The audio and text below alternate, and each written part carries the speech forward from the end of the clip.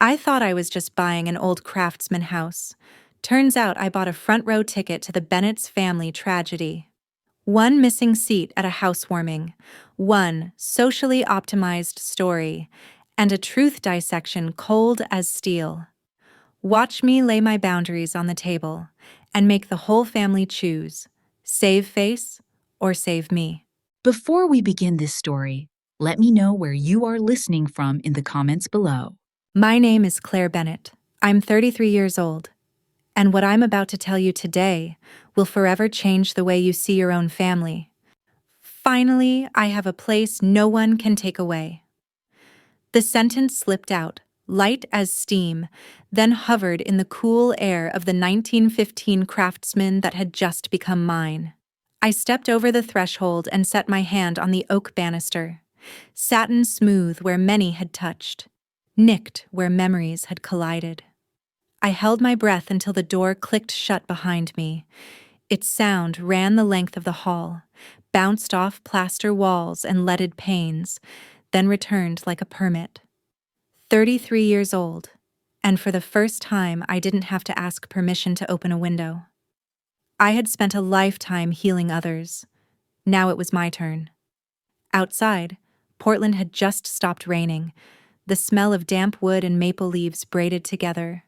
Light sifted through patterned glass like honey through a sieve.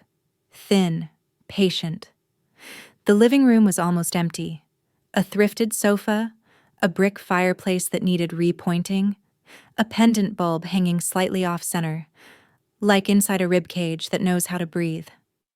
I set the ring of keys in a wooden tray on the side table. A small gesture, but enough to let me feel a new order forming. From now on, everything, even the quiet, would have its place. My phone buzzed. Marisol popped up on FaceTime. Mango skin towel turban, razor eyeliner. You did it, girl. You bought your piece. Listen. I pulled the camera back so she could see the narrow hall, the scratches in the floor, the leaded glass scattering light. Listen to what? The quiet. A tear dropped as fast as the snap of a tourniquet in the ER. I wiped it away, laughed, almost apologized out of habit. Don't apologize for peace, Marisol said. Housewarming this weekend. I'm bringing a memory board so everyone can pin wishes. Bring good tape, I said. What I tape stays taped. A message peeked in.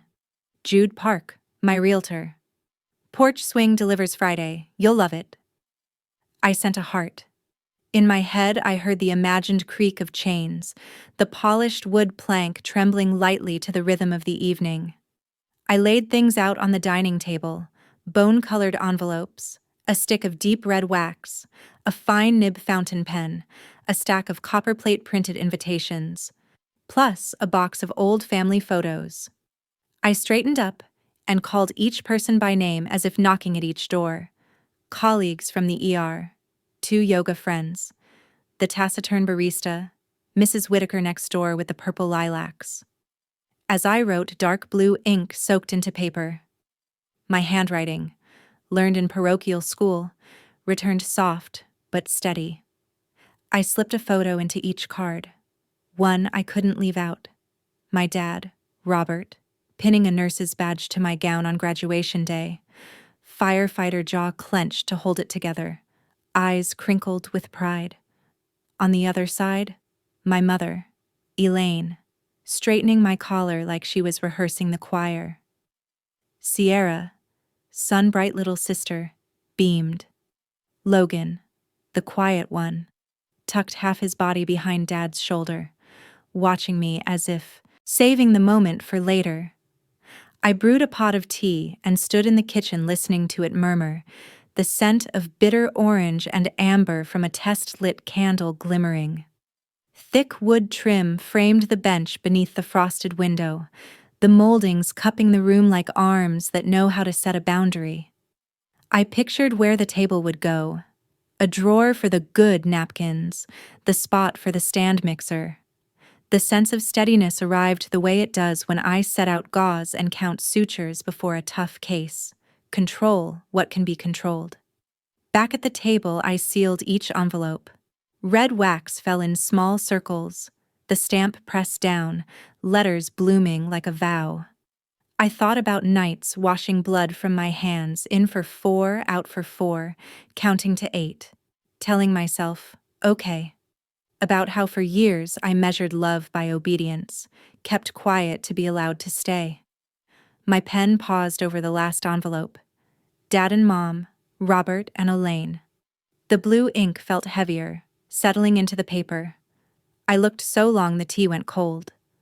I pulled out the photo to face it, the badge catching light, my mother looking like she was counting beats. My father's hand careful to the point of clumsy. Gentle memory doesn't erase what still catches, but it edges the present. I slid the picture in, warmed the wax, waited for it to go from glossy to matte. As it set, a fine fog of doubt drifted in. Inviting them is opening a door. Opening a door risks the old rules slipping back in, soft as a draft. The furnace ticked, the floorboards answered with a creak like a nod. I carried the stack of letters out to the porch. The air smelled of wet cedar. The roof across the street was furred with green moss. The world was busy with its business. I was busy with mine. I opened the mailbox and pushed each envelope through. Paper kissed paper with a small whisper. At the last envelope, I paused. The paper still held the warmth of my palm. Finally, I have a place no one can take away, I repeated. This time like setting a brick into a foundation. I let the envelope go. A small clink, but enough for a latch to spring somewhere in my chest. Back inside, my hand found the banister by reflex. Old habit, new purpose. I lit, blew out, then lit the candle again. Practicing the simple right to choose that used to be a luxury. I pulled out the recipe stack. The lemon tart Mom taught me. Auntie's pot roast sliders. A salad with more herbs than lettuce. Marisol's memory board would hang to the left of the fireplace. I wanted to see the blessings every day to remember. This house doesn't just block what hurts, it keeps what helps me. I texted everyone the address and time. Drop by. I set the phone face down and heard the quiet come up like a gentle dog. Close, leaning on my leg, warm without asking anything. The streetlights snapped on. Somewhere, a piano practiced the same 4 bars until they were right. I breathed in, counted to 8, my heart slowing to my own pace. On the mantel, I propped a picture of an Oregon coast lighthouse, standing upright in fog, its beam unchanging no matter the weather. Tonight, I didn't need a delicate metaphor. I needed a straightforward light. I sat on the floor, back against the sofa, gray socks still dusted with the sawdust where the previous owner had patched the molding. Eyes closed, I saw the porch swing already hung, heard the chains murmur, the evening raking gold stripes across the floor. In that imagining, I could exhale all the air I hadn't used for years. Night came. I spread a mattress on the floor, a deliberate makeshift. Thinking about the envelope addressed to my parents, the old pinch beneath my sternum flickered back, but softer this time, like a bandage no longer tight because the skin has had time to knit new. I slept. Morning, a light clack woke me, the mail carrier closing the box after pickup. I stood in the hall, bare feet on cool wood, and touched the banister again like taking the pulse of someone dear. The house said nothing. It didn't need to. The invitation labeled Dad and Mom, Robert and Elaine, was on its way. The hesitation was over. The rest, good or bad, is crossing the city to find me. Bozeman, to me, has always smelled of dry sun and pine needles.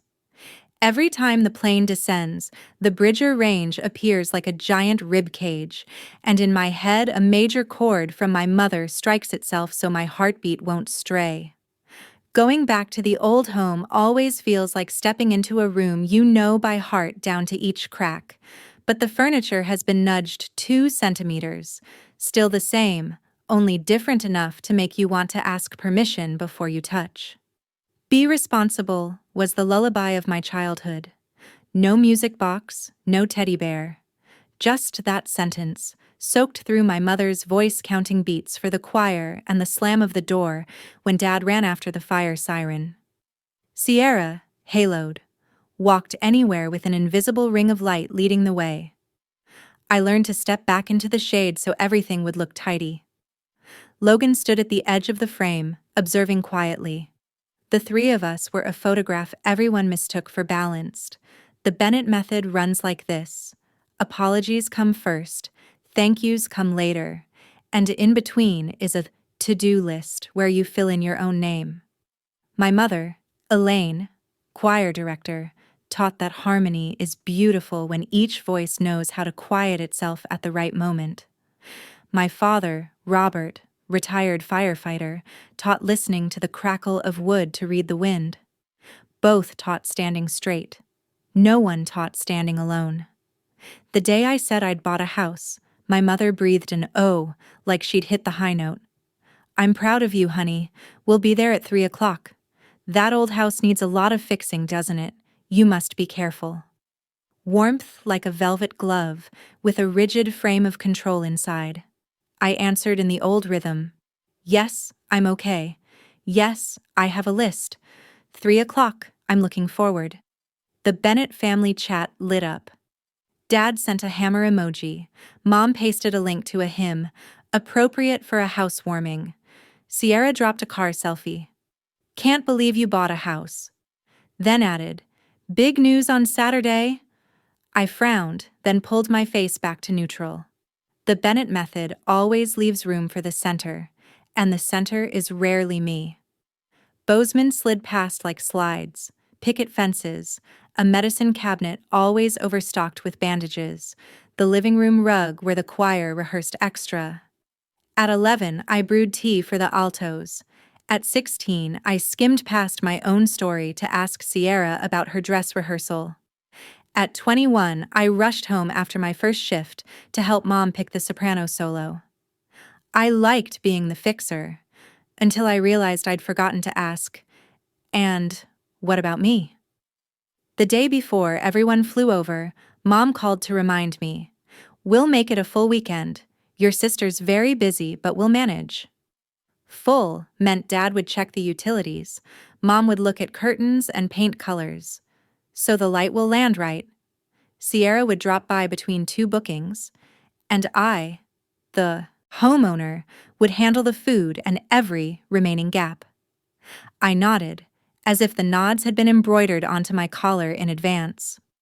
Jude Park texted, "Porch swing arrives Friday. You'll like it." I read it with my hand still sticky with powdered sugar. Could a porch swing skew the orbit of old habits? At least it promised a gentle afternoon sway. Mom sent a photo of a packed suitcase. "An old house needs new warmth." Dad added, "Knives sharpened." Sierra, "I've got a 3 p.m. appointment on Saturday, but I'll swing by right around, don't worry." "Don't worry," I repeated, setting it on the shelf where old "don't worries" were stacked on the times I'd worried for the whole family. Logan texted privately, "I already made something special for you." I smiled. Logan always understands in silence. The time I switched to night shifts, he left a bag of coffee at my door. The time I missed Mom's birthday because of a tough case, he sent a recording of the whole family singing "Happy Birthday," slow so I could catch the beat. A person whose stitches shut the tear no one saw. In the evening, I drafted the list for the full weekend. Which doors stick, which outlets wobble, which corners need covering tape, how tall a ladder Dad will need, how many times Mom will ask, "How does the light enter this room?" They love me the way they know how. Inside every "I'm proud of you" from Mom, there's a small "but," like a side turn on my house's floor plan. I called Dad. He picked up on the first ring, as if the fire alarm nerve hadn't retired. We talked weather, Portland rain, Bozeman sun, a cheap sofa, a fireplace filter. At the end, he said, I'm proud. 3 o'clock. Don't forget your hard hat. Dad never forgets hard hats, Sierra called after. I'm running between 2 appointments. The city hummed behind her. Mom says your place is old? Cute. But don't hang those sad coffee shop lights, okay? I'll bring the vibe. I said, accepting the airy promise of a breeze. Oh, big news Saturday, she giggled. In our house, Sierra's surprises are usually the headliner. The rest is set dressing. The night before, I mopped the wood floors, spaced the furniture wide, set the photo of Dad pinning my nurse's badge on the mantel. I wanted them to see it first. This is the daughter they're proud of. This is the house she chose. On the table, I handwrote place cards. Mom, Dad, Sierra, Logan. Not to rank anyone, just to say, there's a place for everyone, without having to plead. Morning, Mom reminded me again. 3 o'clock. And don't wear anything too dark. Old houses need bright tones to open up. I bit my lip. I wanted to say, my heart opened when I signed. I only said, yes. 11:27, Jude texted, swing delivers in the 1:03 p.m. window. I smiled. I set a pot of slider sauce on the stove, squeezed lemons for the tart, put on Bless the House. The lyrics came in like a prayer I believe in my own way. Bless the hearth, the doors, the lives within. I set out plates, tweaked the lamp angle, cued a light playlist. My heartbeat leveled. In for 4, out for 8. An ER habit that followed me into the new house. A house that can breathe with me. I registered it the way I register my own vital signs. 2:08, Sierra messaged privately. Oh, the party's at 6? I saw it shared on someone's story. I froze. I pulled the saved invitation file, 3 Scars PM, copper plate in deep blue. I typed, 3 sis, that's what I wrote. The 3 dots appeared, then vanished. A minute later, the family group lit. Mom wrote, we're coming at 3 as planned. Dad. Okay. Sierra sent a winking eye emoji. I breathed deep. The Bennett method teaches, don't make it a big deal. If you can, fold yourself a little smaller so everyone fits. 3 o'clock was the note I'd already scored. I placed the 4 place cards, opened the door to let the sun in like a lighting rehearsal. I sat and breathed like before an operation. In for 4, out for 8. Ready for a full weekend, which could mean complete or overflowing. I didn't know what would spill. I only knew I'd set the towels out. My phone buzzed. Logan, I'm heading to the airport with Mom and Dad. Can't wait to see you. I smiled. Thanks for the something special, I texted. He sent a USB stick emoji. I laughed, not yet understanding, but it felt like someone gently adjusting a microphone before the concert so that, when the song starts, every misalignment will be heard. Out front, a box truck stopped. The porch swing. The delivery guy asked where to mount it. I pointed at the shaft of light. I suddenly thought, maybe this time when the family comes, we'll sit there, legs dangling, learn how to keep silence in the right place. Or not. But I already have the swing, the place cards, a house that understands my breathing rhythm. I went to snap a photo for the group. The screen lit before I opened the camera. Another text from Sierra popped up. Big news on Saturday. In my head, the chord modulated, not shrill, but no longer smooth. I set the phone down, in for 4, out for 8. The hard part of the score was drawing near. I sat up straight. Light spilled across the table like a nod. I kept time. I've kept time all my life, and told myself, this time, I'll let the tempo tell the truth about itself. Do you want me to keep writing chapter 3 right now? A cool morning like a hand laid lightly on a forehead.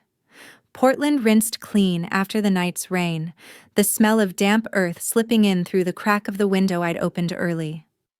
I tied back my hair, rolled up my sleeves, and laid out the kitchen as if preparing for surgery. Sharp knives, a dry cutting board, clean towels, mixing bowls lined up in order.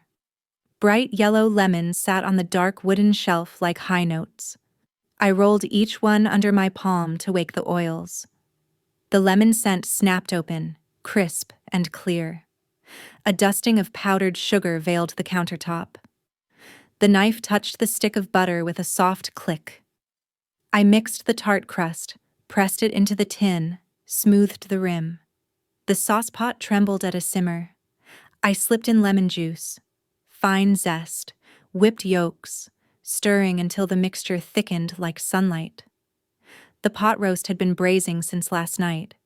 This morning I just shredded the meat, mixed in the sauce, kept it warm. Beef, onion, and black pepper braided with lemon, the kitchen becoming a harmony, dense in the low register, sparkling in the high. I looked up. The house answered with a warm kind of quiet, the kind that knows how to listen. I wiped my hands and carried a tray of photos to the living room. The picture of Dad pinning the nurse's badge on me I set at the center of the mantel. The polished walnut frame caught the light into a fine streak. I wanted, if my parents came tonight, for them to see that first. Beside it, a few shots.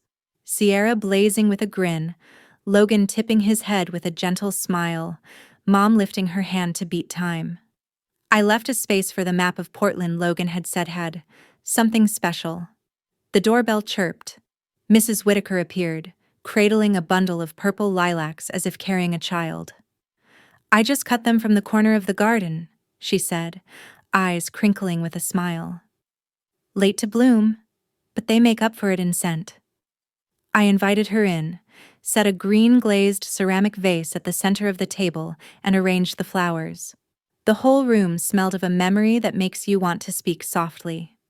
She took a slow tour, lightly touching chair backs, table edges, then said, "Houses remember the hands that have looked after them." The sentence swept over me cool as a breeze. By the time she left, Jude had slipped through the gate with a coil of Edison lights slung over his shoulder. "Sun's good. Let's hang them now," he called. We climbed on stools, measured, stapled, ran the line along the porch. The little frosted bulbs waited still for the evening. Jude stepped back to admire. "This corner will hold people the longest." "A place to pause without being scrutinized," I answered. He nodded, then told me to switch them on when we were done. Warm, but not glaring, like your alto. My phone vibrated. "Logan, I've made something special for you already." I smiled. "See you tonight." At the same time, Marisol's name popped on the screen. 5 minutes later she came in, carrying a wooden board half the size of the table, the memory board, along with a box of pins, markers, and a stack of small papers in every color. "For people to write what they want the house to keep for them," she said. "No hollow cheer-ups, only true things." I set the board to the left of the fireplace, where the light would reach it but not glare, where people would have to stop and think. We divided the living room into small conversation islands, 2 chairs, 1 low table, 1 lamp. If the noise swelled, there would still be places for private talk. On the kitchen door, I taped a sheet that read, "Kitchen open, help yourself," so everyone could feel at ease, though I knew I'd still be conducting with my eyes. Next to the tray of pastries, I left blank cards and pens, just in case anyone wanted to write more but felt shy about pinning it on the board. I've learned how to prepare for the things people don't say. "Show me the family place cards," Marisol prompted. I handed her the 4 handwritten cards. Mom, Dad, Sierra, Logan. "Don't put them in the center," she said. "The center is yours." I moved them to the edge of the table, where the light was good but not on the main thoroughfare. My chest eased, like an old rubber band being loosened. The afternoon idled. From the porch came Jude's staple gun. By the fireplace, Marisol's paper rustle. Breeze threaded the flowers. Lilac scent curled around butter and sugar. I tested the lighting again, drew the curtains, turned off a few overheads, switched on the lamps. The room felt like someone had just sat down, tucked their feet under the chair, ready to listen. A notification flashed. Logan. On my way, bringing this. Attached was a blurry photo, a slim wooden frame and a few printed sheets. I didn't ask. Trust between us is like a good pin, small, but able to hold a whole swath of fabric. Near 3, I tasted the sauce again, sprinkled a little more salt. Marisol pinned the first scrap to the memory board. For mornings that don't have to hurry to apologize, I thanked her with a touch of the hand. She passed me a pen. Your sentence? I took 3 breaths and wrote, so this house can remember my heartbeat. The script was firm, with few flourishes, like me this morning. Mrs. Whitaker came back with warm bread wrapped in linen and a small packet of butter. Soft butter on the table will keep people from saying things too hard, she said. A new truth. She asked for a corner of the memory board and wrote, may this house give us reasons to come knock often.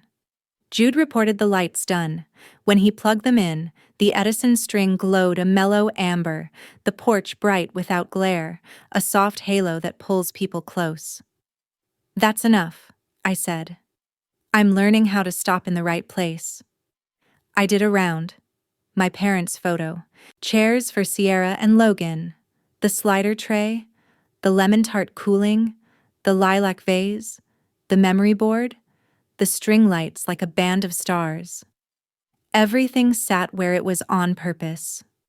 The house, like she said, was remembering the hands that had touched it all morning.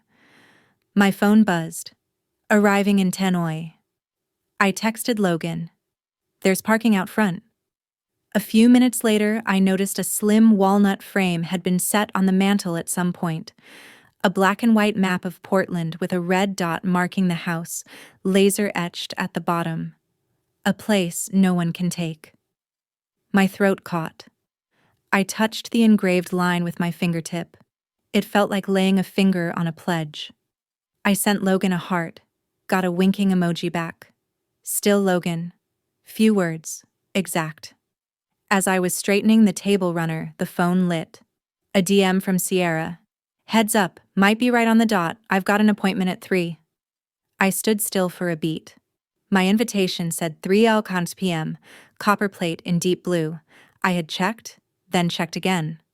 I thought of that 6 o'clock message the other day and the words, don't worry. A fine ripple rose in my gut, not high but enough to unflatten the surface. I set the phone down, in for 4, out for 8. In the kitchen, the sauce was still warm. On the porch, the Edison bulbs were quiet. By the fireplace, the memory board waited for new words. I walked past each station, touched chair backs, wall edges, frame corners, as if checking vitals before surgery. The house answered with the smallest sounds: wood expanding, lights ticking, wind flicking the flowers. Everything was still here. So was I. I texted Sierra. I'll be home from 3. Then slid the phone into my apron pocket. In the door's glass panes, I caught myself. Hair neatly tied, eyes awake. In the corner, Marisol added another line to the board. For those brave enough to name both their sorrow and their light. I nodded. The first doorbell rang. A thin gold of late afternoon poured onto the porch. Enough to see faces clearly, enough to forgive a few shadows. I stepped aside, opened the door wide, and invited the guests in, my hand still resting lightly on the knob. This door, like every door in my life from now on, will open to the rhythm I choose. I start the afternoon the way I go on shift. Flip on the Edison string for warmth, check the sauce pot, taste the lemon layer on the tart, wipe the tabletop until it sounds dry. The playlist is low, the window cracked so the lilac scent can slide in. On the dining table, 4 handwritten place cards sit neatly at the edge. Mom, Dad, Sierra, Logan. There's no need to hurry. I'm home, and the house is open. 3:07. The bell rings. The first faces appear in the porch's golden wash. ER colleagues. Eyes bright the way people who live on adrenaline look. 2 yoga friends smiling like they've just held a balance. The barista nodding, setting down a box of cookies. Blessings fall steadily like good pins on the memory board Marisol set up in the corner, for mornings that don't require an apology. So this kitchen only knows warm smells. May those who knock bring gentleness with them. I say, thank you, so many times the syllables become a kind of breath. 3:31. Jude plugs in another outlet so the string lights can cross the porch. Amber light trembles lightly as if someone blew across the rim of a teacup. I look to the end of the lane out of habit. The familiar engine sound, the way the brakes bite a little too long at the corner. Nothing. I turn back to hosting. Your house is beautiful, Claire. This banister is perfect. Oh, that lemon tart. I nod, smile, ask back. The hand motions as practiced as tying a tourniquet. 3:57. Marisol slides the memory board closer to the wall so my coworkers can take a photo. Someone says the string lights are movie pretty. I joke that Jude should charge for lighting by the hour. The room laughs. Inside the laughter, there's a hollow the size of a pebble in a pocket.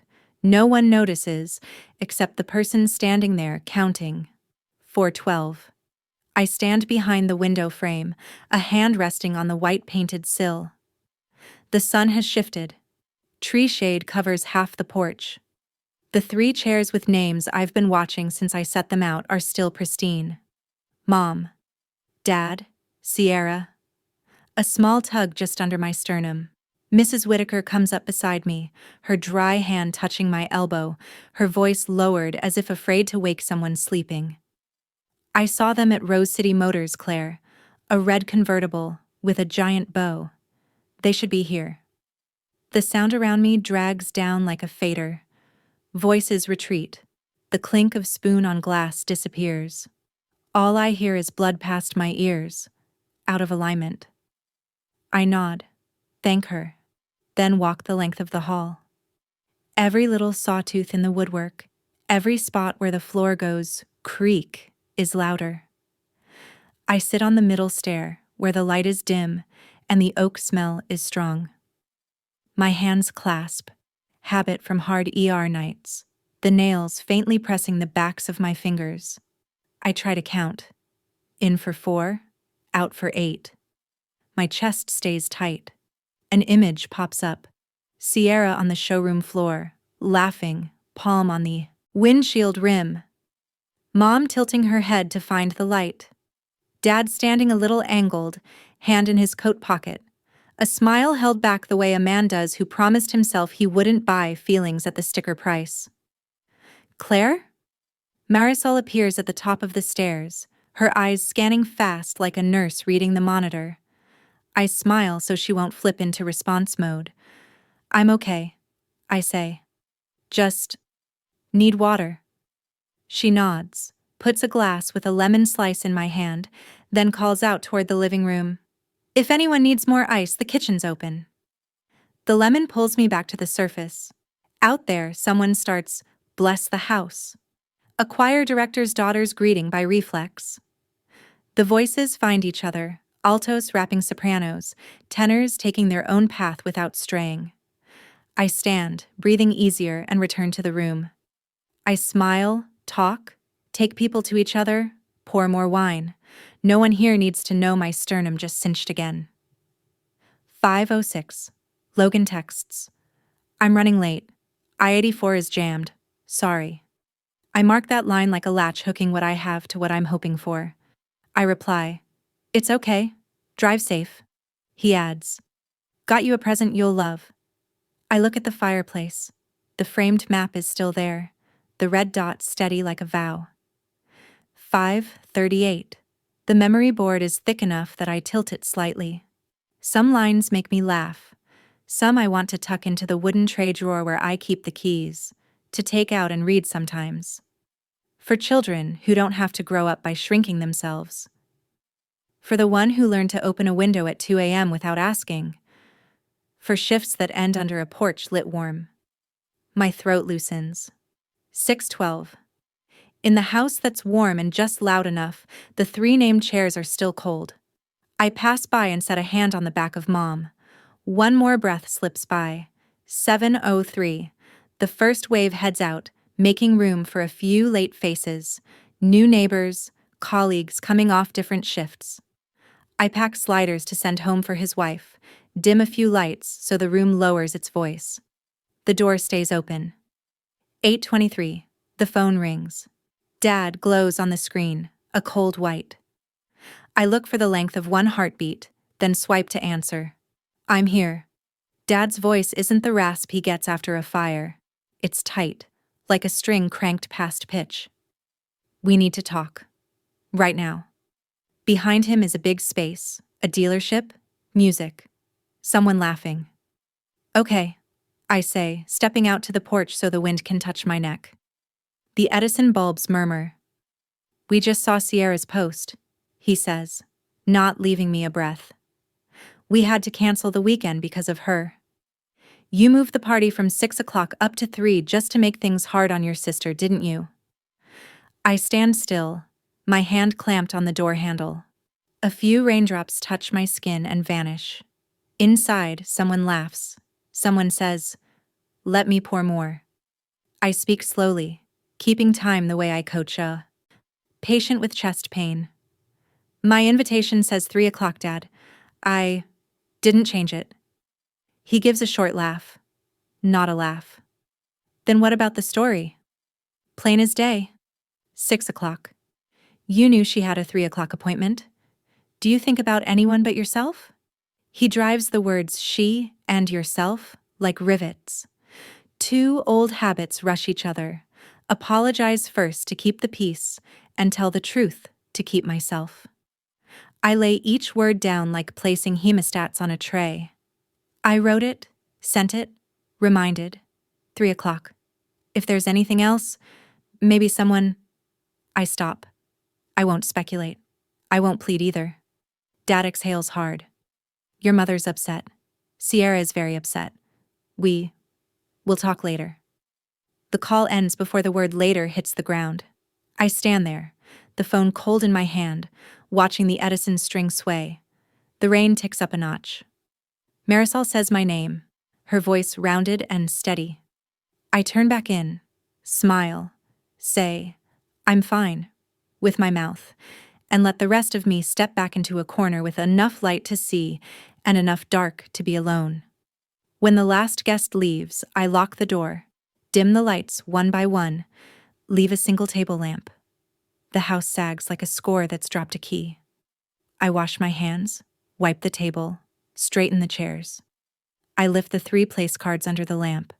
Mom, Dad, Sierra. The cards are light, but they leave a heavy stripe across my palm. I open the drawer and take out the saved invitation, the thing I keep the way I keep a habit of verifying. Thick paper, copper plate in deep blue.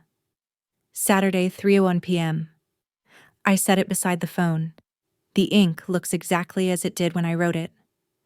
I stare at the 3 now until the strokes seem to wobble and then knit back together the same as before.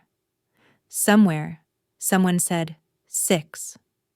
Here, on paper, it says 3. I turn off the lamp. In the velvet dark, the house breathes in a slower rhythm. I touch the oak banister on my way upstairs. It creaks like an old person answering, In the bedroom, I sit at the edge of the bed and lay the phone beside the card. A different kind of tired rolls in, not the tired of a shift, but the tired of someone who walked a familiar road and found the signs changed.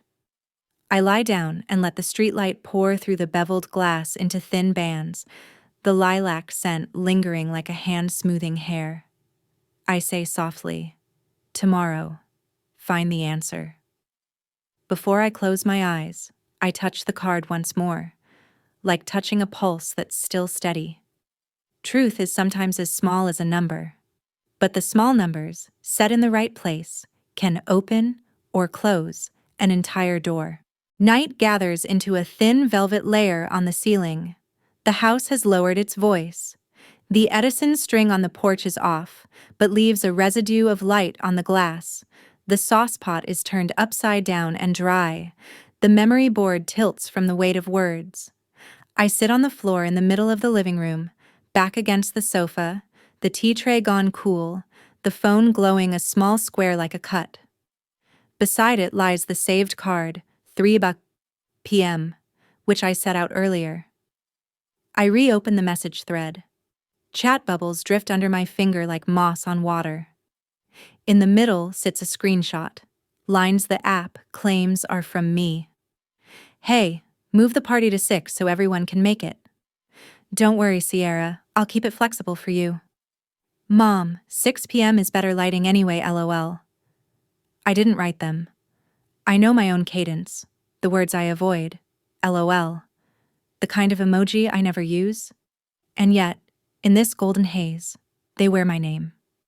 The kitchen door clicks softly. Marisol steps out, arms full of a thin blanket. I finish the sink, she says quietly, afraid to drop something fragile. Where's the warmest spot? Here. She sits beside me, spreads the blanket over both of us, a gentle waft of fabric softener. I hand her the phone. She skims the screen as fast as a nurse reading vitals. First, she taps a bubble. Your color is navy. This is more blue-gray. Different saturation. A stylist's eye doesn't forgive details. She zooms in on the bubble's edge. Second, a space before the comma. You don't type like this, right? Even when you're tired.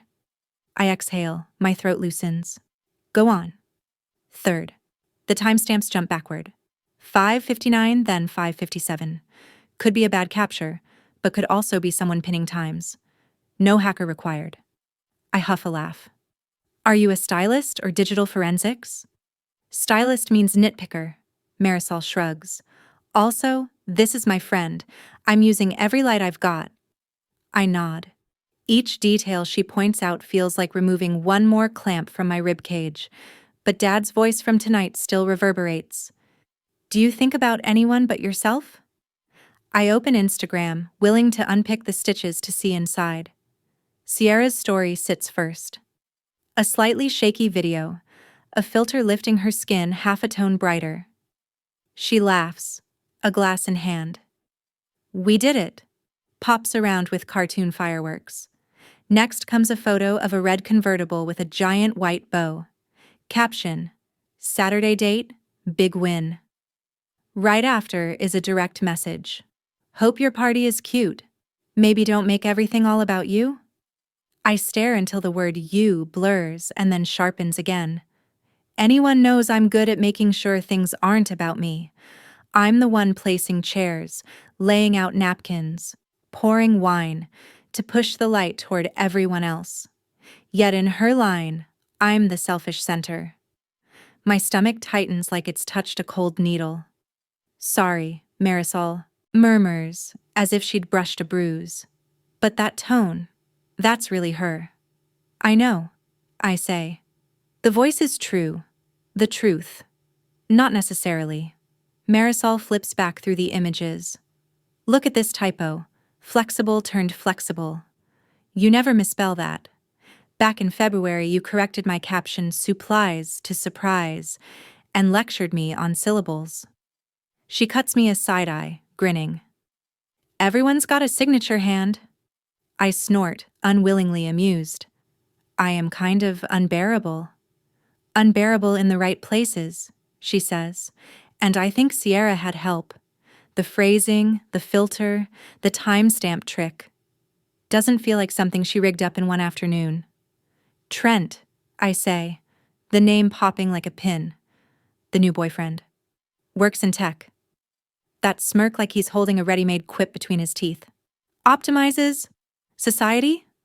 Marisol arches a brow. The phone buzzes. Unknown number. This is Logan. Different phone. You okay? I type. Okay, I'll call. He sends a thumbs up, economical as always. I'm tired in a different way, I say. Not from cooking, from being mistranslated. If you're mistranslated, translate it back, Marisol says. But with footnotes this time, details, consistency, the stuff that can't be faked. She taps the 3 p.m. card. Like that. I nod. Tomorrow I'll go see Mom and Dad. Say it face to face. Tonight I want to understand everything she did. Good. Inventory. Her voice shifts into scene manager. She tells me to gather emails, original photos, texts to coworkers, the shopping list. Everything before 24 hours ago. I pull them into a folder and name it Housewarming. Truth. Sounds theatrical, I say, but accurate. We audit each image. Some are blurry because they were reshot from a screen. Others are so crisp you can see the slight color shift on the pixel edge of a chat bubble. Marisol says to pull up basic image data for date, time, app. No deep dive, just enough to see a few from me pieces show traces of another device. Here, she points. Your default system font is San Francisco. This kerning is different. Looks like Roboto. Android. You don't use Android. I go still. Not because the trap is clever, but because it's so easy. Easy to tweak. Easy to believe. I think of Dad's words and feel them like a box cutter, sliding cleanly through a soft surface. The screen blinks again. Sierra has posted another story. A closer shot of the red car. The hood's curve shines like an apple skin. Text. Optimized weekend. In the top right, a pale gray tag easy to miss. etrent.pixel. App developer. Social optimization. Marisol squints. Hello, missing piece. Her voice goes dry like the snip of scissors. Here's the starting point. I take a screenshot and drop it into the folder. Outside, the Edison bulbs clink softly, like two spoons. Touching in a far kitchen. I flip airplane mode off and on, a useless habit when you want to hold what won't be held. I stand and walk to the memory board. The slip I wrote this afternoon is still there. So this house can remember my heartbeat. I lay my palm over it, feeling the tooth of the paper. Tomorrow, I say, not looking at Marisol. We translate the story back. Tomorrow, she answers, and without asking permission. I go back to the table and line everything in a straight row. Phone, 3 p.m. card. Pen, small hard drive. Marisol points at the screen. And this too. Another screenshot appears. Lighting, spelled correctly in one bubble, beside flexible, misspelled in another, both topped with Claire. Mixed voice, she concludes. 2 sets of fingerprints. I sigh, but this time the breath travels all the way out. Because I can see what I need. Consistency. The place forgery always trips. I draft an email, jotting bullet points. 1. Invitation 3 p.m. Saved copy. 2. Messages confirming time with coworkers. 3. Irregularities in chat images. Bubble color, misspelling, timestamps. 4. Tag atrent.pixel. I don't plan to send it yet. I just want a map in my hand. What else? I ask. Sleep a little, Marisol says. Tomorrow needs a clear head. Not sure I can. If not sleep, go still. She tilts a smile. Stillness is a kind of strength. She gathers the blanket, wishes me a quiet night, and leaves. The house closes down to a few small lights. The warm table lamp, the red dot on Logan's Portland map, and the green dot saying I just saved another file. I tug the curtain 1 notch and hear the fabric rustle. Outside, rain sprinkles like powdered sugar sifted onto the roof. I set the phone beside the card and brush my finger over 3 p.m., the way you touch a pulse that's still steady. Some nights aren't born for sleep, but for calling a lie by its right name and for resetting the board to your own rules. I switch off the lights, leaving a single small glow. In that dimness, I whisper to the house, tomorrow.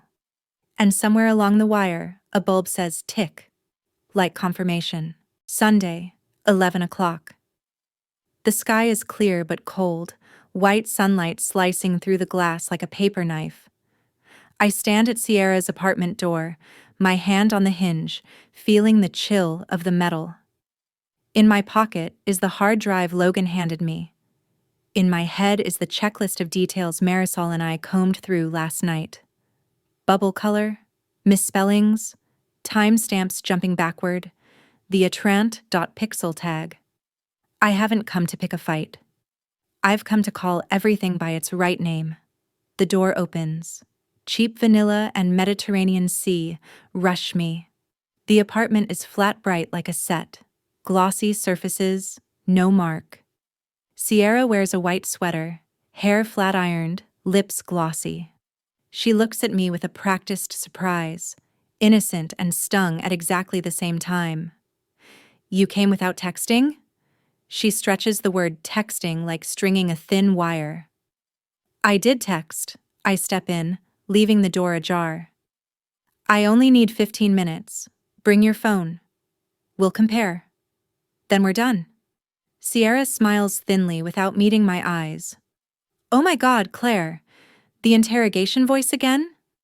I have plans. I'm under no obligation. You are when you swapped me for me. I set the hard drive on the counter and lay out the printed metadata, the annotated screenshots. Here are the fake messages. Here are the bad timestamps. Here's the different kerning between San Francisco and Roboto.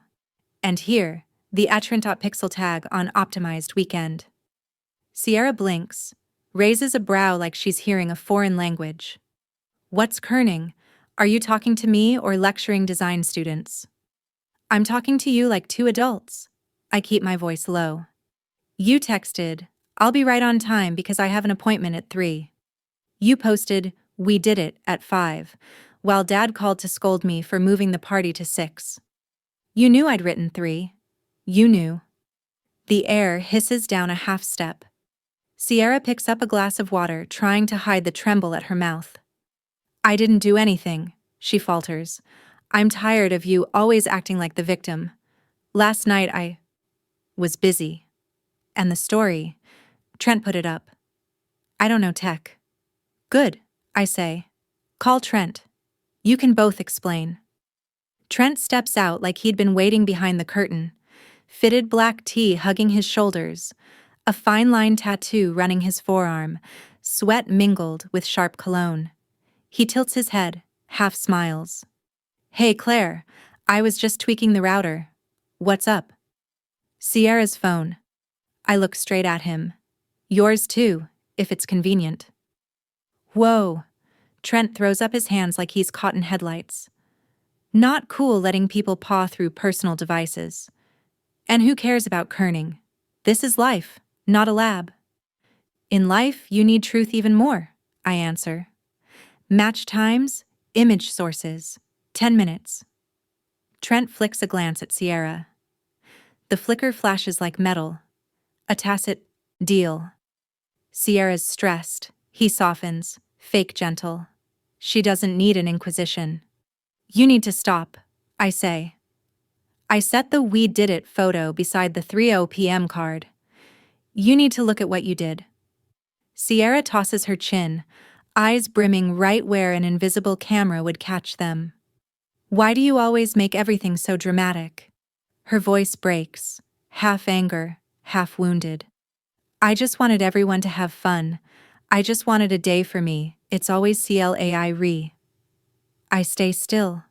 I know the color of real tears. I hear a lock turn in the hall, the handle twist. My parents step in just as the words are still hanging. Mom folds Sierra in instantly like a little girl who's skinned her knee. Breathe, sweetheart, she whispers, lilies flooding the room. Dad stands behind, shoulders square. His eyes pass over me and stop on his crying daughter, his face softening at once. What's happening? Mom asks, but her voice has already picked a side. Last night she pushed the time earlier to make things hard for me, Sierra sobs, Words stuck to tears. This morning she came, accusing me of faking. I don't even understand what she's talking about. No, I cut in, just loud enough. I'm not accusing. I brought evidence. I want you to look with your eyes, touch with your hands, instead of listening with your old habit. Dad's face hardens. Enough, Claire. His hands land on Mom and Sierra's backs like he's putting up a fence. Your sister's upset. What is that tone? This is her home. We're here to support, not hold court. This is a home for truth, I say slowly. I only need 10 minutes. Sierra's phone, screen share, check source, check time. If I'm wrong, I'll apologize on the spot. If I'm right, we fix it. Trent snorts, a laugh tucked in his nose. Screenshots are screenshots. Everyone knows apps these days. Strip timestamps. He bites his lip, too late. The two words hit the floor like a spoon in a steel sink. Mom startles. I tilt my head. What did you just say? I mean, there are lots of reasons timestamps can be weird. Trent patches. Time zones, backups, reloads. Dad shoots Trent a quick look, frowns, then turns back to me. I don't care about the tech. I care about tone. You walk into someone's home and... It's my sister's home, I correct him. It's my family. And my tone is the tone of someone erased from her own story. You're exaggerating. Mom presses a hand to her chest, breath hitching. I lost sleep over you last night. You changed 6 o'clock to 3. You knew Sierra had an appointment. I hold the 3:01 p.m. card up close so she can see the handwriting, the paper I chose, the wax I warmed. Mom, I wrote 3 from the start. I kept a copy. I have messages confirming the time with coworkers, neighbors. I have image data pointing to a device that isn't mine. And I have a recording. The air cracks a little. Dad lifts his head. Sierra stops crying for half a beat, eyes flashing wary. What recording? Her voice is glassy. From Logan, I say. A call a few weeks ago. You bragged about a weekend win. Social optimization helping you. We can listen. Here. Now. Trent laughs and slumps his shoulders. Hey, privacy. Tools for lying don't get privacy. I cut in, meeting his eyes. And the person slandered has the right to take her name back. Mom hugs Sierra tighter, tugging her away from the name just spoken. Dad lifts a hand. Stop. Enough, Claire. He raises his voice, the pressure in it like a fire extinguisher about to discharge. Apologize to your sister. Now. For what? I honestly want to know the answer in his head. For wrecking the weekend. For turning a gathering into a fight. For forcing everything your way. Each 4 clicks onto me like a lock. I look at my parents, then at Sierra. The old circuit lights up like a board. She cries. Parents embrace. The other one is asked to disappear. I've played that role long enough. Today I came with a different script. No, I say, my voice so even it sounds strange even to me. I won't apologize for speaking the truth. If you want, we check it right now. If not, I'm leaving. I'm not standing here to keep taking the blame on your behalf. Sierra looks at me, tears glittering like a movie shot with good lighting. She juts her chin, voice sharp. That's so you. Always righteous.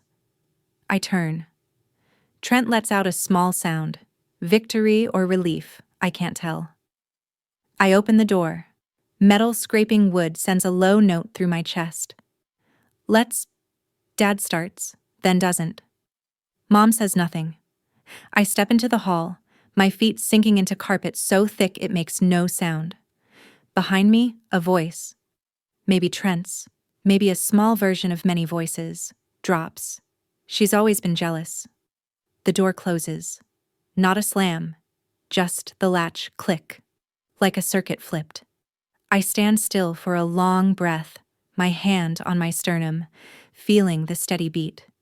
In my pocket, the small hard drive weighs as much as a coin. I text Logan, "Done, I'm going home." He replies at once, "Proud." The elevator opens. In the stainless mirror, I see a woman with neatly tied hair, eyes clear and calm, a mouth no longer pressed tight. I think of my porch, the Edison string, the 3 p.m. card, the memory board Marisol hung by the fireplace. For the first time in years, I don't need anyone to certify I'm right. I only need to go on. I step into the elevator and press G, like pressing a new measure to begin. The first 6 weeks after the confrontation slipped by like an instrumental piece. Quiet mornings, slanting afternoon sun, rain tapping the roof at night. I prescribed myself tasks with clear beginnings and ends.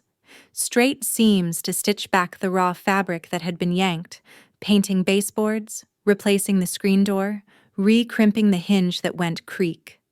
The smell of fresh paint traveled with lo-fi playing low like breath. Every meter of paint drying was a dun dropping into that part of the nervous system that's used to tripping alarms. Out in the yard, I started a small garden. Began by pulling weeds. Their roots run shallow. Grab the base right and they pop up, leaving a damp brown hole. I suddenly understood I'd been pulling the wrong thing. I'd tried to pull other people out of their habits instead of loosening the toxic roots clinging around my own foundation. I planted tomatoes, set stakes, tied them with old silk ribbons, soft but strong, teaching the plants to stand straight before the northwest wind. I watered evenly, listened to the earth drink, remembered Mrs. Whitaker's words. A house that's tended is a house that remembers. Perhaps people are the same. Thursday evening, I went to a support group. Cookie-colored room, chairs in a circle, a box of tissues like a piece of furniture. A woman with salt and pepper hair, bright eyes, smiled. "I'm Rivera. Just Rivera is fine." She wrote 3 words on the board: golden child, scapegoat, gaslighting. Which word pulls a chair up close to you today? When it was my turn, I said scapegoat, slowly, as if tasting a pill. I told it brief. The housewarming moved in time, the red convertible, my father's call. I didn't cry. I only felt my eyes cooler when someone put the right label on what had once made me choke. The scapegoat is the mechanism that lets a family keep going without fixing anything, Rivera said. The rest's mistakes get assigned to one person to carry, and gaslighting is taking the label off a medicine bottle and slapping on another. After you swallow, you even doubt your own nausea. The group chuckled softly at an example so brutally concrete. I looked at the 2 hands that had held lives in the ER and understood why I'd hesitated to touch the wound. It had a label stuck on it that I hadn't put there. In later sessions, I spoke little and listened more. A curly-haired man wedged between his mother and his wife. A golden child, learning to accept a B without self-punishing. Rivera closed with, "You don't need a perfect family. You need an honest frame of reference." I wrote that line on a sticky note and hid it in a kitchen cabinet like a prescription. In the mornings, I ran across the Hawthorne Bridge, stopped to watch the Willamette cross-hatched by wind. I swung by the farmer's market, bought dill, thyme, a few clusters of cherry tomatoes, and a jar of honey from an old man with a fierce gray beard who talked to the bees in a whisper. I hung an extra sheer curtain, moved the armchair into a better sunspot, practiced sitting still without my phone. On the porch, the swing was hung right. Each evening I sat 10 minutes, gave it one gentle push, listened to the creak like a lullaby. 10 minutes. The dose I prescribed myself. In the 3rd week, an unknown number popped up. "New phone, it's Logan. Coffee?" I typed. "Tomorrow morning, the old place by the bridge." Corner cafe with brick walls, band posters on the glass. The espresso machine hissed like an overture. Logan arrived early, stood up out of the reflex of someone long used to shrinking and now practicing not shrinking. We hugged briefly. His jacket smelled of rain and sawdust. I should have shown up, he said when the cups hit the table. I saw everything. I stayed silent. I'm afraid of them too. Afraid of shattering other people's habits. I lost myself trying to keep the peace. He looked straight at me. I'm not doing that anymore. A breath I hadn't known I'd been holding finally left my lungs. I was quiet a long time because I thought quiet was a kind of love, I said. Turns out quiet only delays pain. Logan nodded, shoulders dropping half a centimeter. I started keeping records. Not to expose, but to have a handhold when they spin things. Screenshots, emails, those times she bragged about a weekend win. And he took a rubber-shelled flash drive from his coat pocket and set it on the table. A recording. Trent's voice. I think you'll need it. I don't want a war. I touched the edge of the drive. I just want to speak the truth once without having to beg anyone to listen. We'll speak, Logan said firmly, but we set terms. Rivera. He smiled when he saw me nod. Says truth doesn't need staging. It needs boundaries. We sat in silence listening to the grinder. Rain began stippling the glass. I looked at the brother who used to stand at the edge of the frame pulling his chair into the light for himself. Thought of the walnut bench he's building, how he rounds the edges so no one gets scraped. Something in my family had shifted. Not loud, just one notch over. I'm afraid, I said honestly. Afraid that once I set boundaries, I'll be called cruel. Boundaries aren't cruel, Logan said. They're just unfamiliar to people used to crossing them. We set the plan. A neutral place. A quiet diner near I-84. Oven sounds as background but not enough to drown voices. Logan would lay out the evidence in order. I would speak little, slowly, with sentences that begin with I. No riddles, no traps. Just opening drawers in front of each other. On the way home, the rain stopped. The pavement gleamed. I swung by the store for potting mix and bamboo stakes. Back home, I repotted the compacted herb pot. Loosened the soil. Sprinkled a little organic fertilizer. The smell was pleasantly earthy. A mint sprout had just pushed through, the new leaves pulsing like young lungs. Under the porch steps, the mud-splashed rubber boots stood straight like two little soldiers. My heart turned into loose soil, moist enough to take root, firm enough not to slump. That night, I texted Rivera. I want to set terms. No arguing, no blaming, only truth plus boundaries. In under 10 minutes, she called. Use I instead of you. Decide the ending before you begin. If it goes off track, you stand up and leave. And remember, boundaries are valid even when others don't agree. I copied those 3 lines onto a sticky note and placed it by the kitchen light switch like a calming button. Next morning, I did a loop around the garden and pulled a few more clumps hugging the foundation. Thin roots lifted with a snap, leaving cool earth. I added stakes for the weaker tomato stems, changed out the ties. A memory brushed by. How many times I'd bound myself with the string called Keep the Peace, thinking it was soft, only to find it constricting. This time I chose a different cord. Soft so growth can happen, strong so it won't break in the wind. At noon, Logan sent a photo of the bench.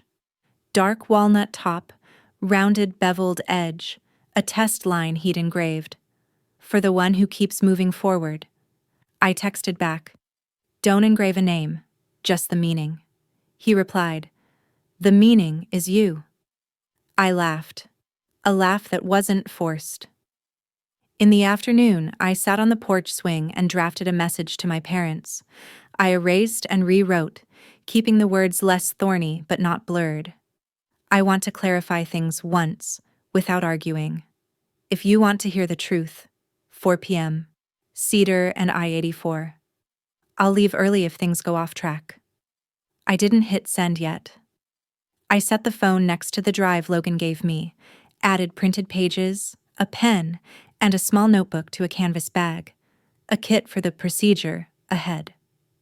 In the kitchen, the note beside the switch reminded me, ending, boundary. I touched those 3 words like pressure points to steady myself. The scent of lilac drifted. The Edison string on the porch quivered in the wind. I turned off most of the lights, leaving just enough warmth like a small flame in a stove. Before bed, I stepped onto the porch. The city was quiet as a quilt. On the string, a little bulb clicked tick, exactly as I told myself. Tomorrow, tell the truth, and stand firm. I shut the door, leaving the unsent draft on the table, a boundary line already drawn, waiting for me to step across. Dusk. Tree shadows stretch up the dining room wall like tired fingers. I lay out the linen cloth, place the drive Logan gave me in the middle. Beside it, the stack of marked-up printouts, the small notebook, and a freshly sharpened pencil. The lilac vase still smells faintly. The Edison string is not yet on, like a band of stars holding its breath.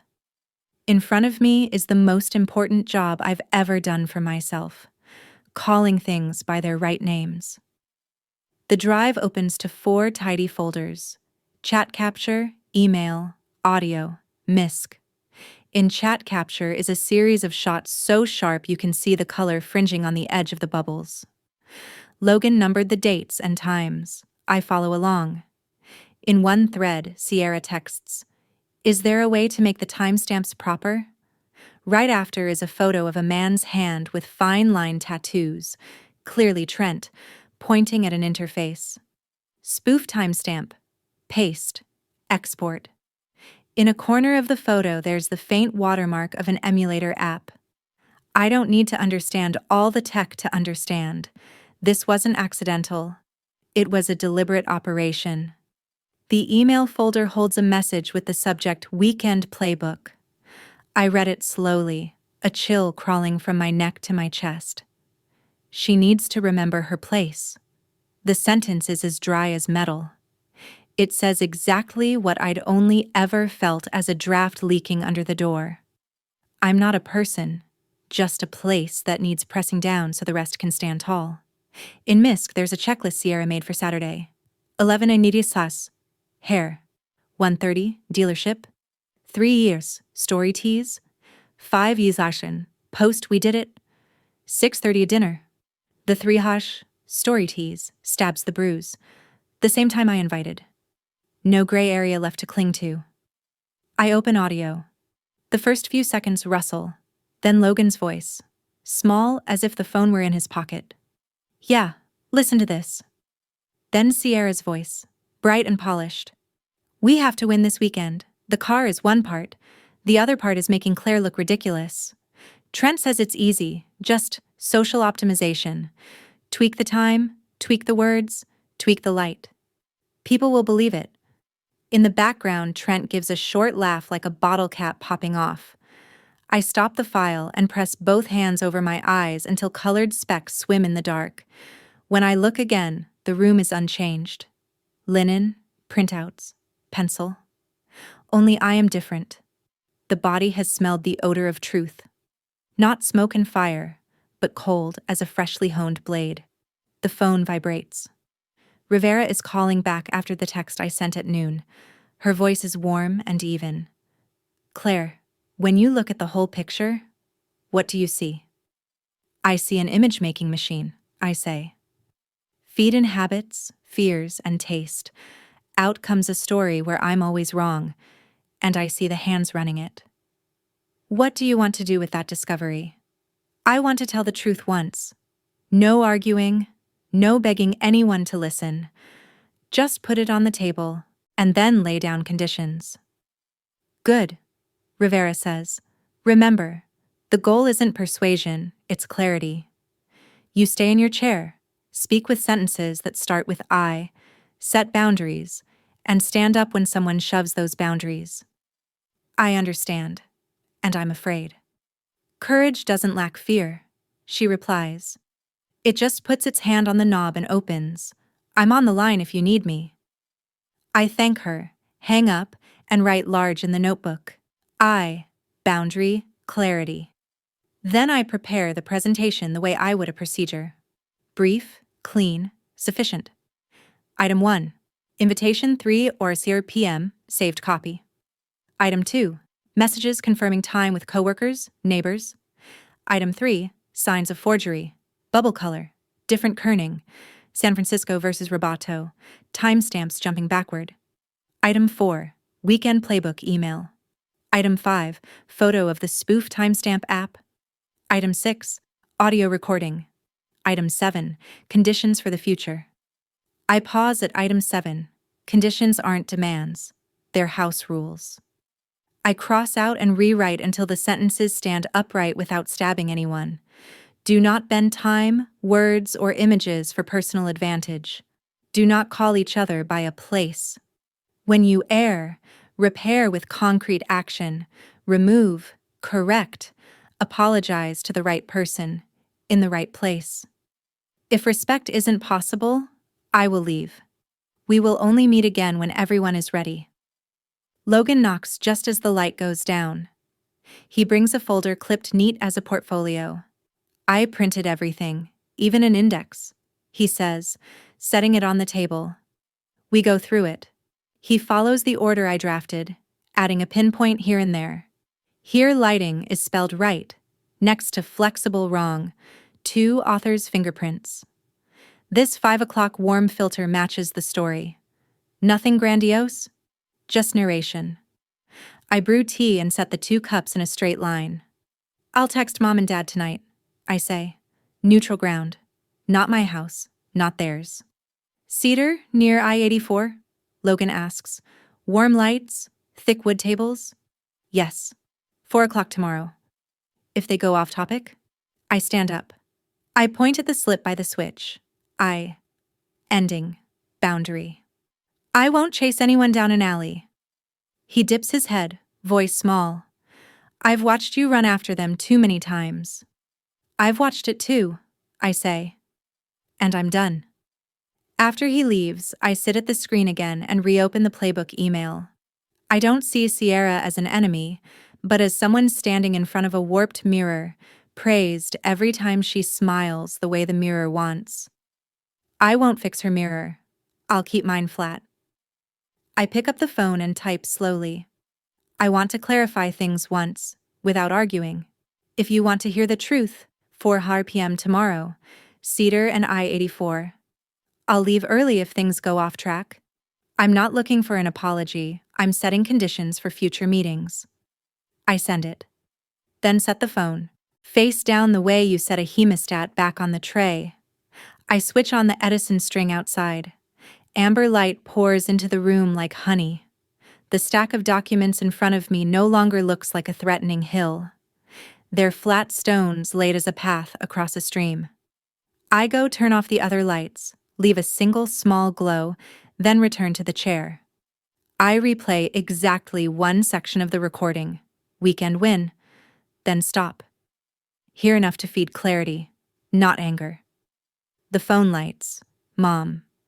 I have choir, but I'll rearrange. 4 o'clock. Dad. We'll come, keep it short. I look at the 2 lines, grateful for the brevity. Brief leaves no room to be dragged into a long play. I do 1 last pass of the presentation, clip it in order, and slip it into the canvas bag with the drive, pen, and notebook. In the kitchen, the note that reads ending, boundary, lies by the switch like a calming button. I touch it with my fingertip and feel my skin warm just a little, enough to remember where I am. Out on the porch, the city is quiet as a quilt.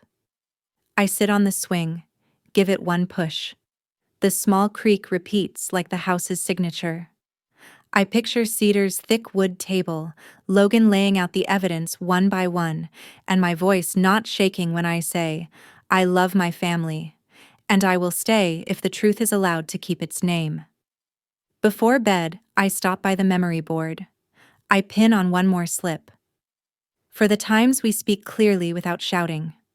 Below it, I sign a small C. The pin makes a soft tick. I smile and turn off the light. In the warm dark, I hear my heartbeat. Even and plain, something no one can counterfeit. Tomorrow, I'll lay that beat on the table and let it do its part. Cedar sits right off the I-84 exit, tin roof gone silver, the neon cedar blinking like tired eyelids. The air hangs with strong coffee and scorched butter. The warm lights are just enough that we don't have to squint to see one another.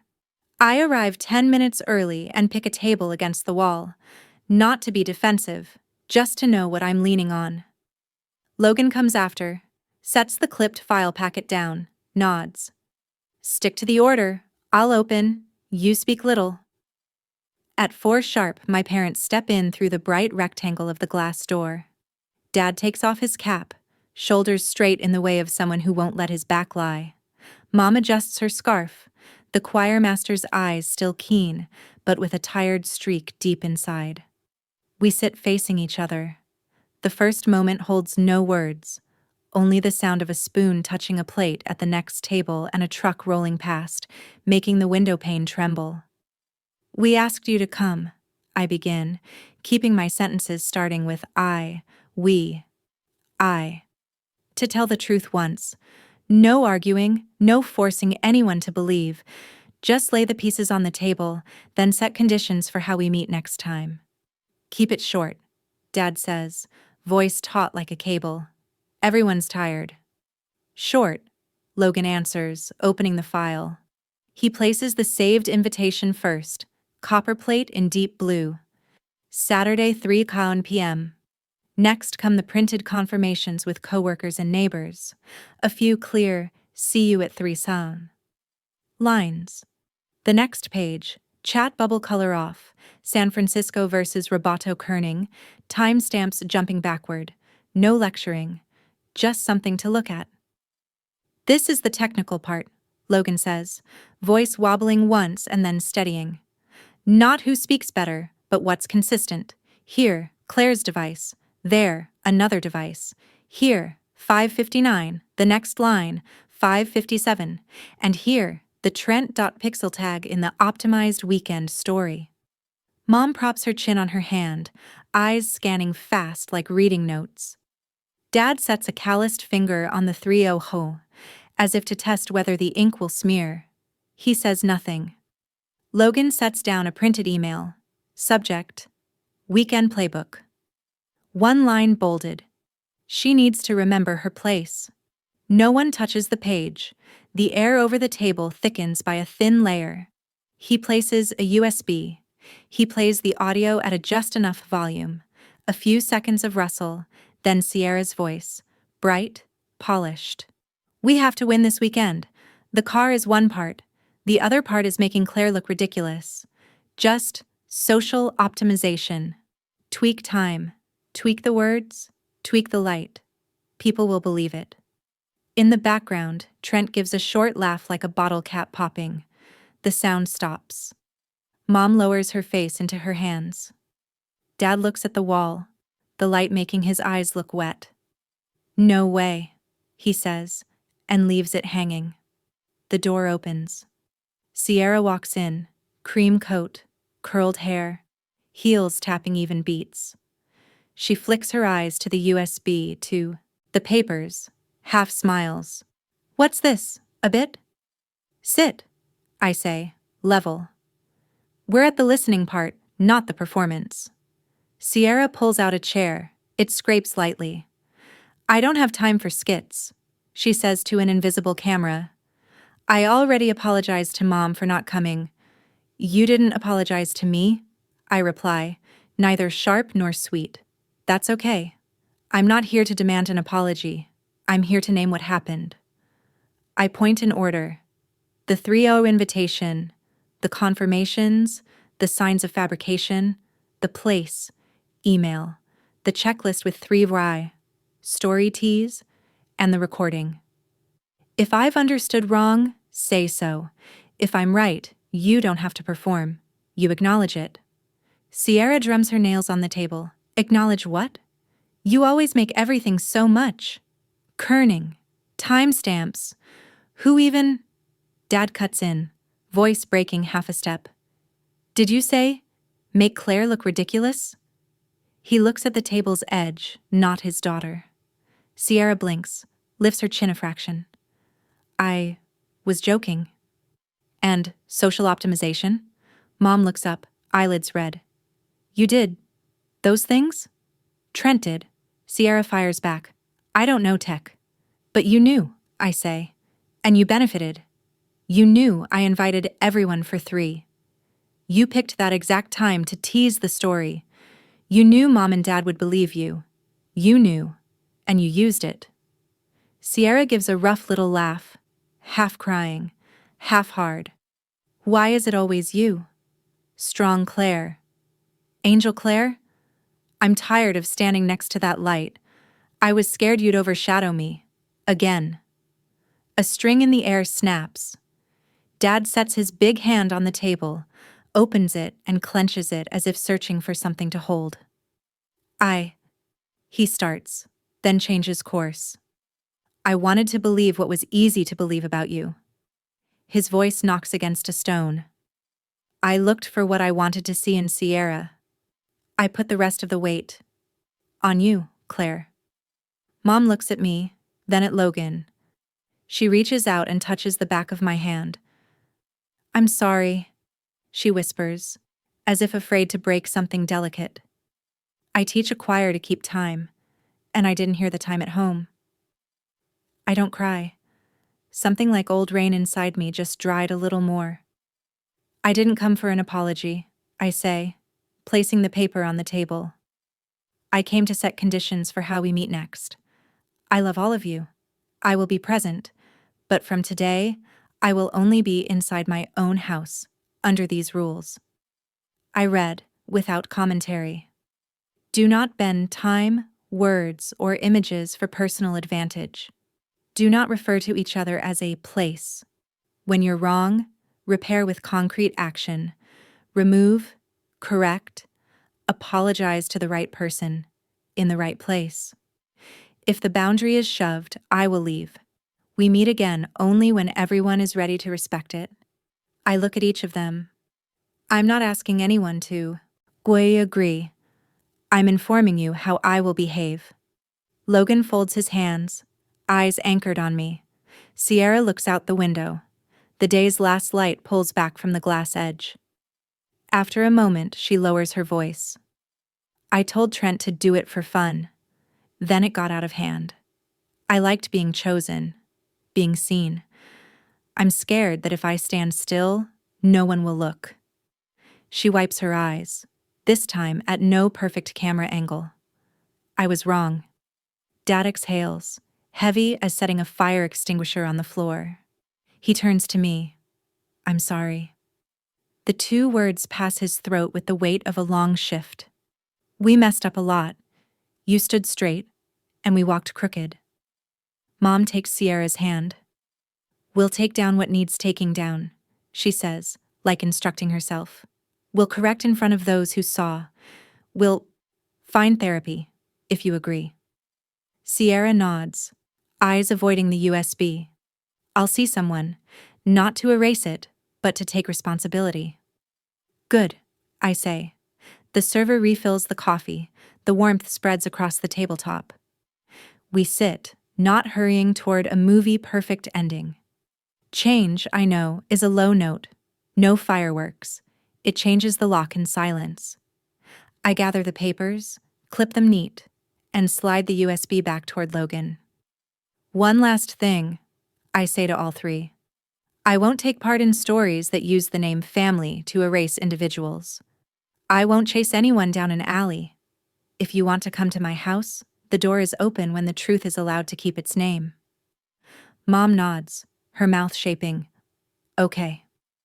Dad braces his hands as if practicing standing after a long shift, then reaches across and touches my shoulder.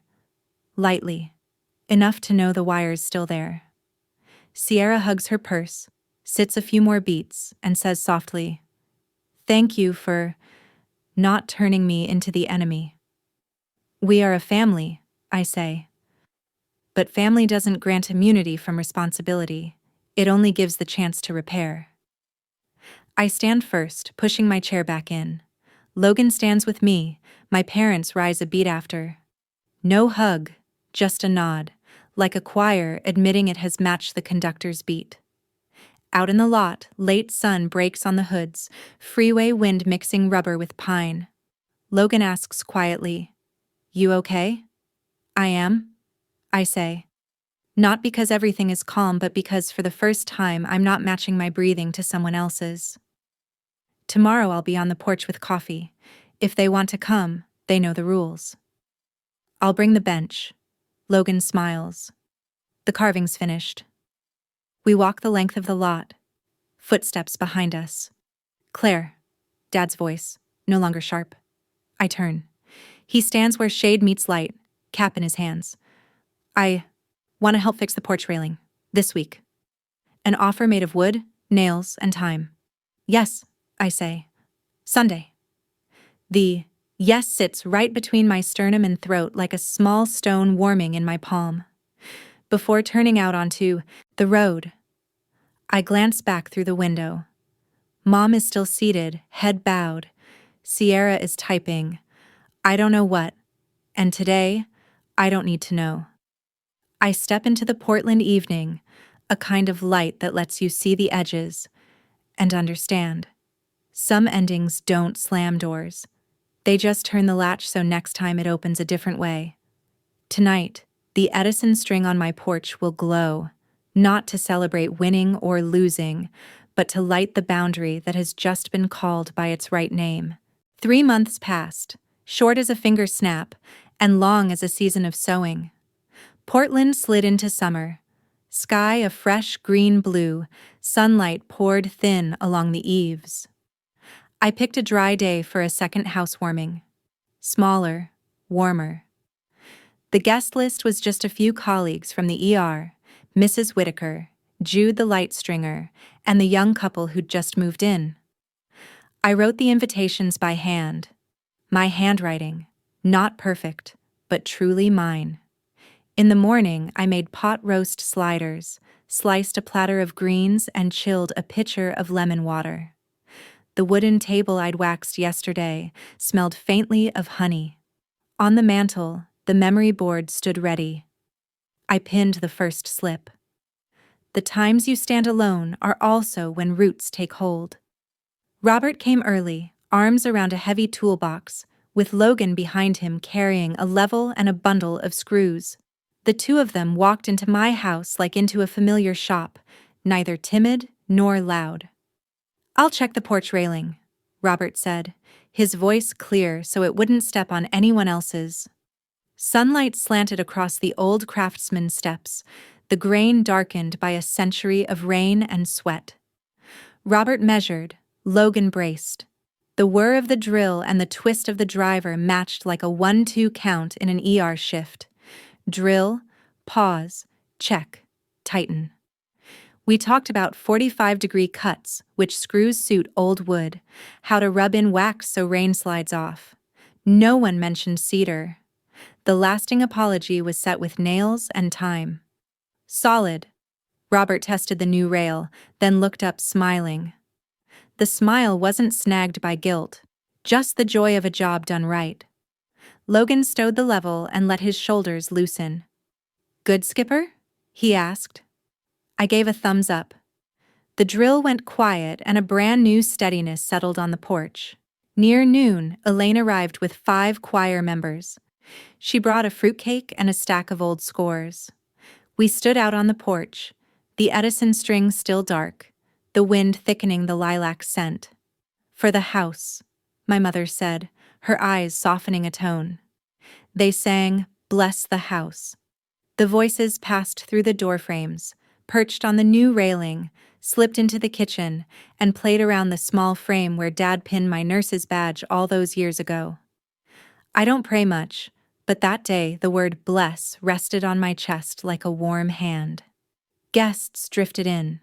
Jude hung another run of Edison lights, adjusting the angle so it wouldn't glare.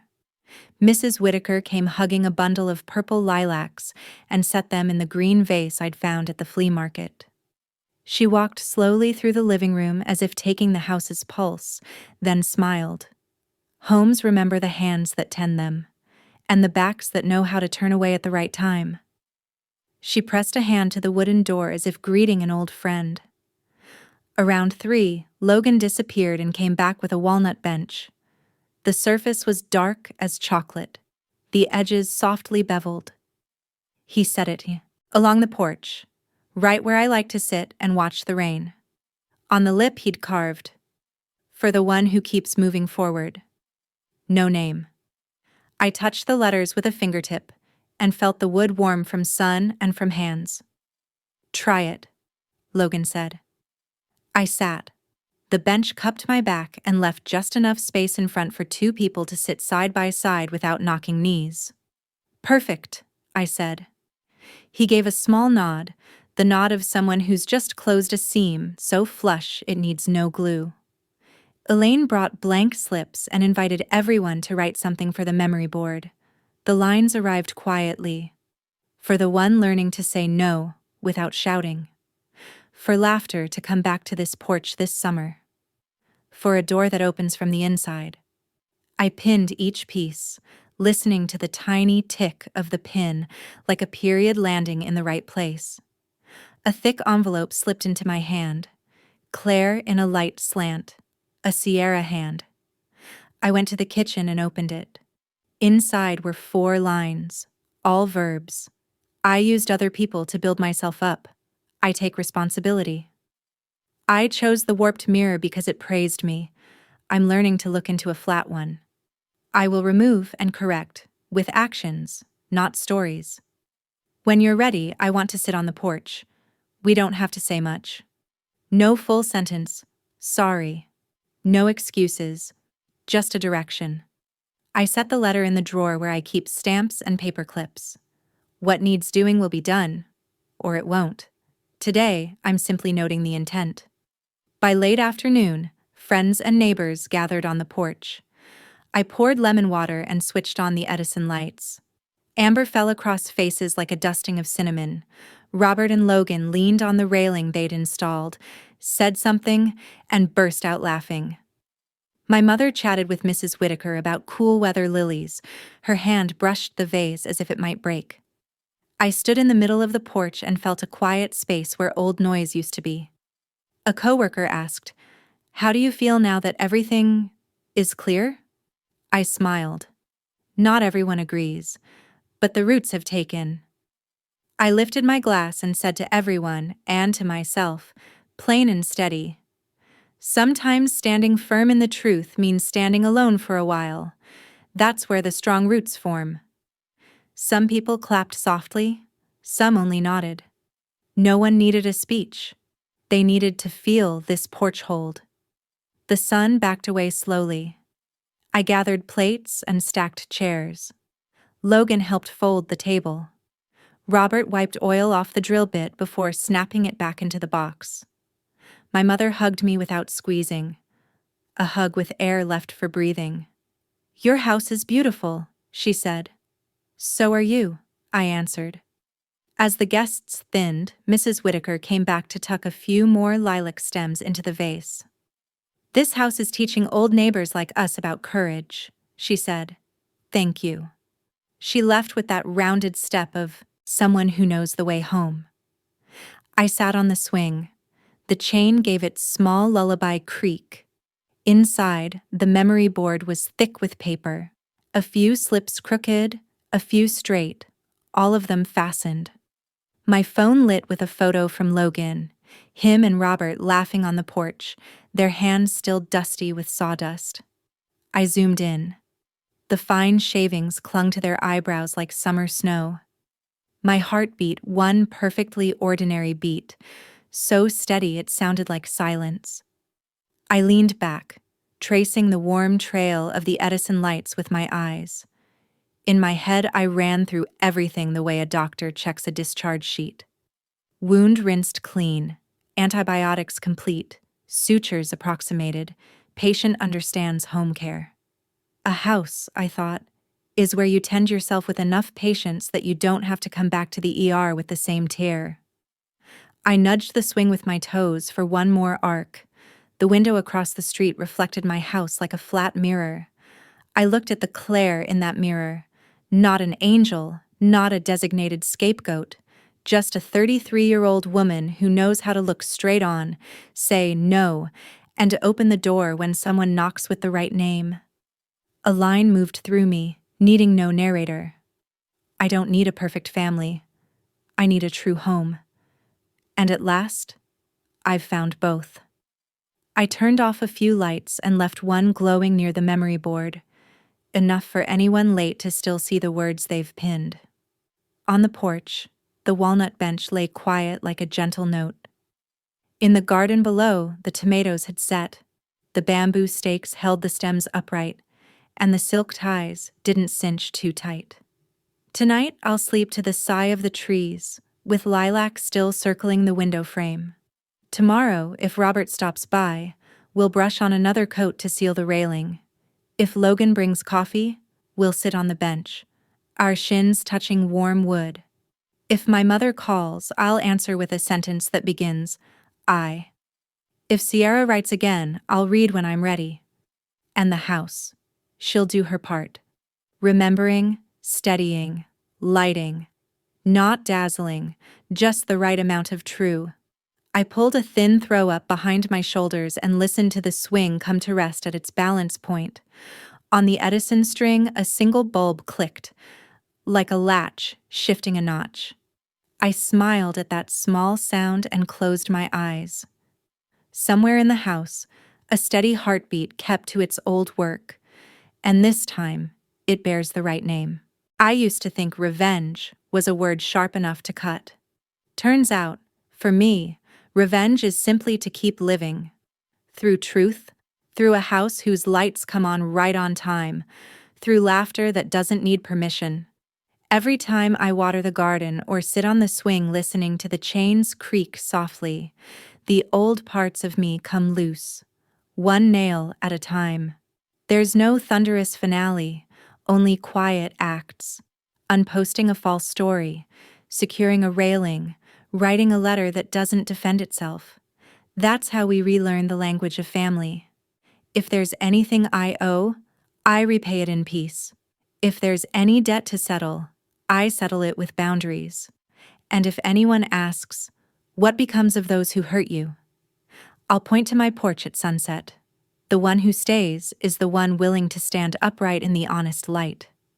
I don't expect you to agree with every choice I made. But if this story reminds you of a door that once slammed shut, or a boundary you've hesitated to draw, leave a single line below, as if you're pinning your own slip of paper onto your memory board. What boundary will you set today? What small act will be your gentle revenge? I'll read each line the way I listen to wind on the porch. Because sometimes the kindest kind of healing begins with a quiet exchange. We chose the truth, and we're still here.